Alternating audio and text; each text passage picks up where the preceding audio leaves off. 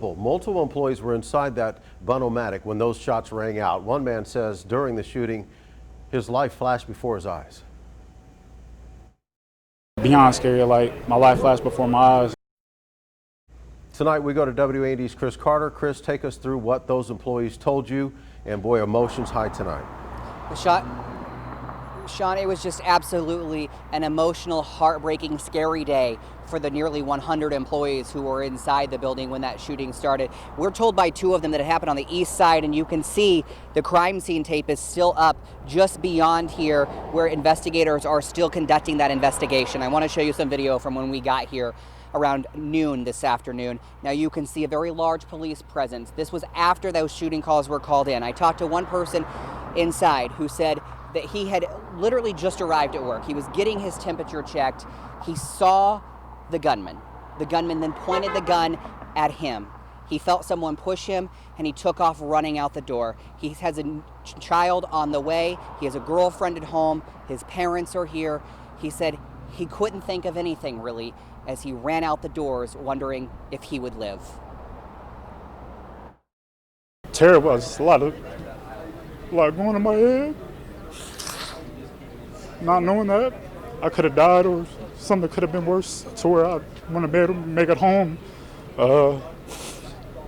Not being able to see my mom or my girlfriend and stuff like that. Not seeing my family kind of just went in my head because not knowing, and my brain just kind of just went blank for a second and just ran. That's pretty much it. Police are after.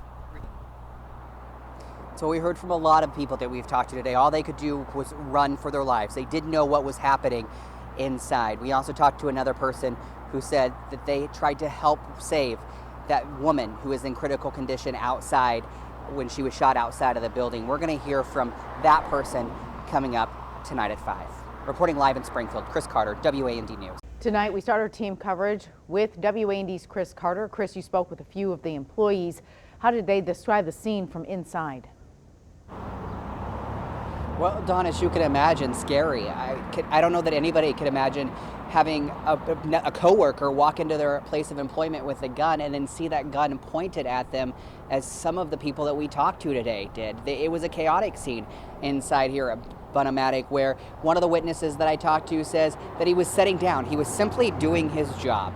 He was sitting next to one of the victims that was shot. That's a woman who is in critical condition.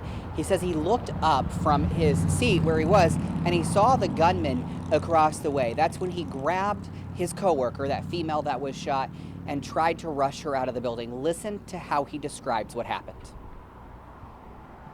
I told her to come with me. She was my first priority. I wanted to make sure she got out okay. And as we were shuffling out the front door, as we got maybe three steps out the door, more shots were fired.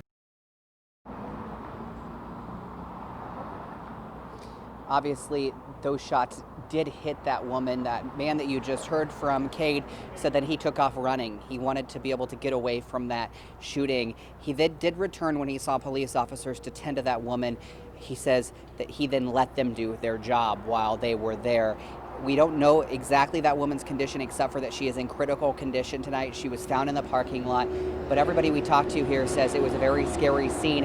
And in fact, both people that I talked to said that they actually underwent active training shooting, just a few weeks ago.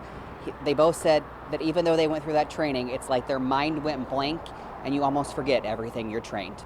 Reporting live in Springfield tonight, Chris Carter, WAND News. WAND's Chris Carter talked to some of those people and all the emotions they went through today and what some of those employees had to say. Sean and Don, it was just a very emotional day for those here at Bunn-O-Matic. You can still see it in an active crime scene.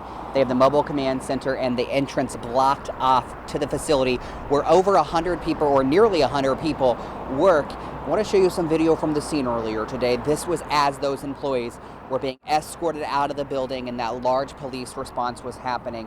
Those employees inside did not know what was happening. I talked to two of them. They both said that they heard popping. They thought it might be a fireworks prank or a welding machine. When they found out that it was gunfire, they immediately reacted. One of them having the gun pointed directly at him and then rushing out of the building. Another one rushing a woman out of the building and then witnessing her get shot as she exits the building. We know that woman tonight is in critical condition. I want you to take a listen to just the raw emotion of both of those men as they fought to get out of the building and save their own life. Like going in my head, not knowing that I could have died or something could have been worse to where I wouldn't have been able to make it home. Not being able to see my mom or my girlfriend and stuff like that. And I seen my family kind of just went in my head because not knowing, and my brain just kind of just went blank for a second and just ran. That's pretty much it. It's something scary. It's something that you never really expect. I mean, what seems like a normal day turned into something that I'll never forget. You know, and I mean, there's so many good people that work at Bunn. I've been here 2 years, and everyone I met there is someone I'd say I'm happy I met. Now, that first person that you heard from there in those interviews actually knew the suspect, who has since been pronounced dead in Morgan County. They said that he was a quiet person, someone that they would not expect this from, so they were shocked to actually hear that he was the suspect in this shooting here. Both of them also said that they have recently undergone active shooter training at the facility, but that training just wasn't enough. They couldn't remember what to do, and their minds went blank as they tried to rush out of the building. Reporting live in Springfield tonight, Chris Carter, WAND News.